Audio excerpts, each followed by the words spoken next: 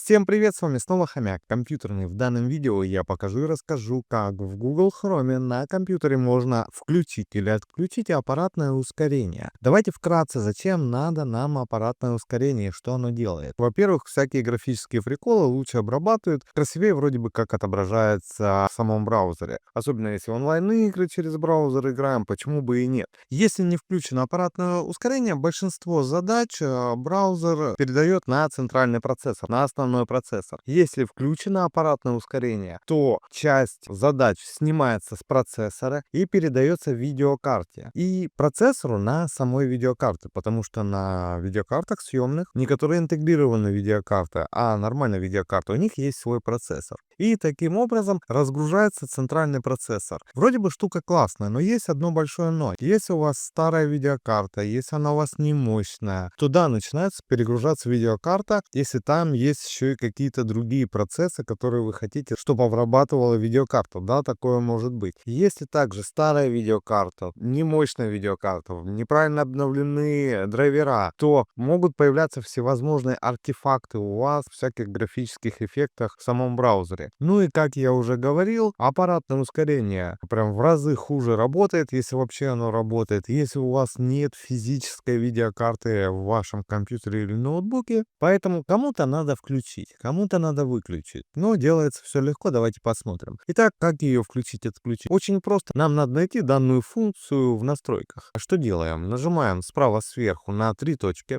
Далее находим здесь пункт настройки, переходим. И в открывшемся меню, обратите внимание, у нас слева есть меню и есть такой пункт «Система». Переходим туда. И вот здесь, обратите внимание, в самой системе есть использовать аппаратное ускорение графики, если оно доступно. Про что я вам говорил, если у вас нету физической видеокарты, оно вам, в принципе, и недоступно. Но, если доступно, значит доступно. То есть и тут выбираете включать, выключать, все на свое усмотрение, кто зачем зашел на это видео. Как-то так, ребят. Меня часто спрашивают, как связаться со мной. Пожалуйста, вот есть у меня телеграм-канал, где вы можете подписаться и в комментариях задавать свои вопросы. Иногда я отвечаю не 100%, но иногда. Также вы можете подписаться, и там я публикую всевозможные новости и свои мысли, которые, к сожалению, не подходят под формат видео. Много интересного, при этом ненавязчиво. Под каждым видео в описании есть ссылочка на мой телеграм, подписываемся, не стесняемся. Если видео пригодилось, понравилось, ставим лайки, подписываемся на мой канал, делимся с друзьями. Всем удачи, всем до свидания.